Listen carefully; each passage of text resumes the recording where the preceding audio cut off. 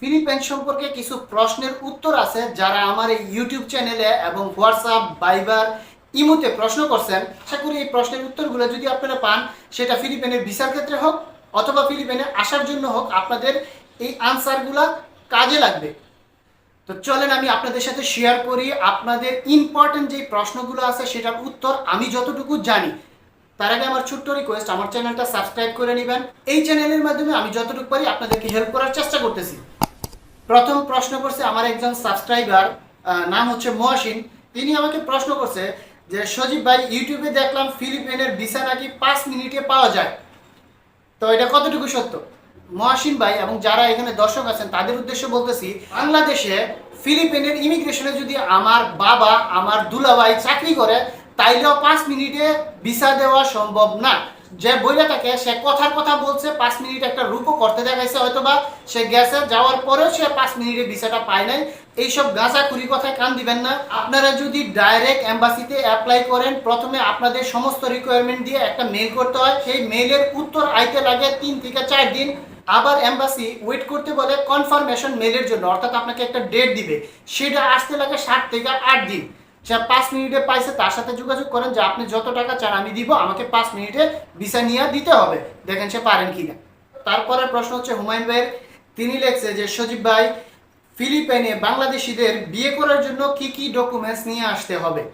তো এই প্রশ্নের উত্তর হচ্ছে, আপনি যদি বাংলাদেশে বিয়েও করে থাকেন, এখানে আইসা মুসলমান ল অনুযায়ী আপনি বিয়ে করতে পারেন। সেই ক্ষেত্রে তেমন কোনো ডকুমেন্টসের দরকার হয় না। যদি আপনি প্রয়োজন মনে করেন, একটা আনমেরিড সার্টিফিকেট আনতে পারেন যদি আপনি আনমেরিড থাকেন। আপনি যদি বিবাহিতও থাকেন এবং পাসপোর্টে লেখা আছে আপনি মেরিড, তাও আপনি মুসলিম ল অনুযায়ী ফিলিপাইনে আইসা বিয়ে করতে পারবেন, কোনো সমস্যা নাই সেই ক্ষেত্রে, যদি আপনি রাজি থাকেন। এছাড়া আপনার সামান যিনি শরীরের মধ্যে আছে তা ঠিকঠাক থাকলেই হবে, বিয়ে যাতে টিকে। আশা করি হুমায়ুন ভাই আপনি বুঝতে পারছেন এবং যারা এখানে আছেন তারাও বুঝতে পারছেন।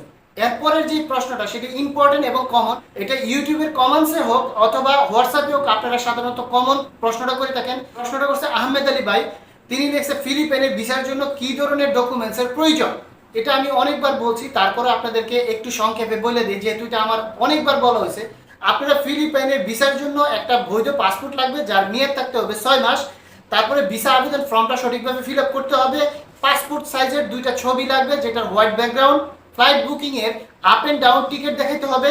হোটেল বুকিং দেখাইতে হবে মাস্ট। ব্যাংক স্টেটমেন্ট দেখাইতে হবে। ব্যাংক স্টেটমেন্টের লাস্ট 6 মাসে আপনি 10-12 লাখ টাকা লেনদেন করছেন এরকম দেখাইলে ভালো। আর 2 লাখ টাকা যাতে ব্যালেন্স থাকে, এটা অবশ্যই আপনাকে দিতে হবে। ব্যাংক সলভেন্সি দিতে হবে সেই সাথে। তারপর অবশ্যই আপনাকে একটা ট্যুর প্ল্যান এইখানে সাবমিট করতে হবে, যে আপনি এখানে এসে কি কি করবেন। এই ডকুমেন্টসগুলো যদি থাকে তাহলে আপনি ভিসার জন্য আবেদন করতে পারবেন। এছাড়াও আপনাকে মেল দিয়ে কিছু রিকোয়ারমেন্ট দিয়ে দিবে, এইগুলো আপনার সাথে নিয়ে যেতে হবে। এরপরের প্রশ্নটা হচ্ছে সেলিম ভাইয়ের। সেলিম ভাই প্রশ্ন করছে ফিলিপাইনের ভিসা হইতে কতদিন সময় লাগে? ফিলিপাইনের ভিসা হইতে সাধারণত 15 ওয়ার্কিং ডেজ সময় লাগে। সেই ক্ষেত্রে আমরা প্রতিবারই বলি যে ফিলিপাইনের ভিসা হতে 20 থেকে 25 দিন সময় লাগে যদি কোনো এজেন্সি অ্যাপ্লাই করে। তারপরে কামাল সাহেব প্রশ্ন করছে ফিলিপাইনের ভিসা ফর্ম কোথায় পাওয়া যায় এবং কোথায় আবেদন করতে হয়? তো এই ভাইয়ের উদ্দেশ্যে বলি, ফিলিপাইনের ভিসা আবেদন ফর্ম সেটা আপনি ওয়েবসাইটে পেয়ে যাবেন। আগে আমরা অনলাইনে অ্যাপ্লাই করতে পারতাম, এখন অনলাইনে সেটা অ্যাপ্লাই করা যাচ্ছে না, বর্তমানে সেটা ম্যানুয়ালি করা লাগতেছে। ফিলিপাইনের যে এম্বাসি আছে সেইখানে আপনি সমস্ত ডকুমেন্টস এবং এই ফর্ম সহ ওইখানে তাদের শিডিউল অনুযায়ী অ্যাপ্লাই করতে পারেন ভিসার জন্য। আশা করি উত্তরটা পাইছেন। এরপরের প্রশ্ন হচ্ছে কামরুল হাসান ভাই, অত্যন্ত ইম্পর্টেন্ট একটা প্রশ্ন করছে। তিনি প্রশ্ন করছে ফিলিপাইনের ভিসা রিজেক্ট হলে কি করণীয়? আচ্ছা, এই ভাইয়ের উদ্দেশ্যে আমি বলি, ভিসা রিজেক্ট হলে রিজেক্টের কারণ অনুসন্ধান করতে হবে এবং সেই অনুযায়ী প্রয়োজনীয় ডকুমেন্ট জমা দিয়ে পুনরায় আবার আবেদন করতে হবে। আপনি 2 দিন বা 4 দিন পরে সেটা আবেদন করতে পারেন। যেই কারণে ভিসাটা রিজেক্ট হয়েছে সেই প্রয়োজনীয় ডকুমেন্টস অথবা সেই প্রয়োজনীয় তথ্য আপনার কালেক্ট করে পুনরায় আপনি 2 থেকে 3 দিনের ভিতরে আপনি ভিসার জন্য আবার আবেদন করতে পারেন। আশা করি আপনি উত্তরটা পাইছেন। এরপরে প্রশ্ন হচ্ছে মঞ্জুরুল আলম নামে এক ভাই, ফিলিপাইনের ভিসা এক্সটেন্ড করা যায় কিনা? হ্যাঁ ভাই, ফিলিপাইনের ভিসা সহজেই এখানে এক্সটেনশন করাইতে পারবেন। যদি ফিলিপাইনে আসেন, আসার পরে আপনাকে 1 মাসের ভিসা দিবে। 1 মাসের যদি কাজ শেষ না হয়, আপনি ফিলিপাইন ইমিগ্রেশনে গিয়ে আপনি visa extension form fill up করে প্রয়োজনীয় ফি জমা দিয়ে আপনি ভিসা এক্সটেনশন করতে পারেন 2 মাস, 3 মাস, 4 মাস, 6 মাস। এইভাবে আপনি 1 বছর পর্যন্ত এখানে ট্যুরিস্ট ভিসায় থাকতে পারবেন। এরপরের প্রশ্ন হচ্ছে ফজলুল হক, ফিলিপাইনের ভিসার জন্য কি স্বাস্থ্য বীমা বাধ্যতামূলক? এইরকম প্রশ্ন আমি সাধারণত একটাই পাইছি, এটা আমার কাছে আনকমন মনে হয়েছে এবং কেউ এটা নিয়ে কখনো প্রশ্ন করে নাই, তার জন্য আমি উত্তর দিয়ে দিচ্ছি। আমি সার্চ করে খুঁজে দেখলাম যে ফিলিপাইনের জন্য আপনার কোনো বীমার কাগজপত্র দেওয়ার প্রয়োজন নেই। আপনি নর্মালি যা যা ডকুমেন্টসের কথা আগে বলছি সেইগুলো দিয়ে আবেদন করলেই পাবেন। কোনো স্বাস্থ্য বীমা, জীবন বীমা, কোনো বীমারই দরকার নাই। শেষ প্রশ্ন যাই করছে সেটা আমার সম্পর্কে একটা প্রশ্ন, আমি আসলে আপনাদের পড়ে শোনাচ্ছি, তারপরে এটার ছোট্ট উত্তরটা দিচ্ছি এবং আমি বলে দিচ্ছি কেন আমি এই উত্তরটা দিলাম। আমি এই যে স্ক্রিনে দেখাই দিচ্ছি, এখানে প্রশ্ন করছে সুমন মির্জা।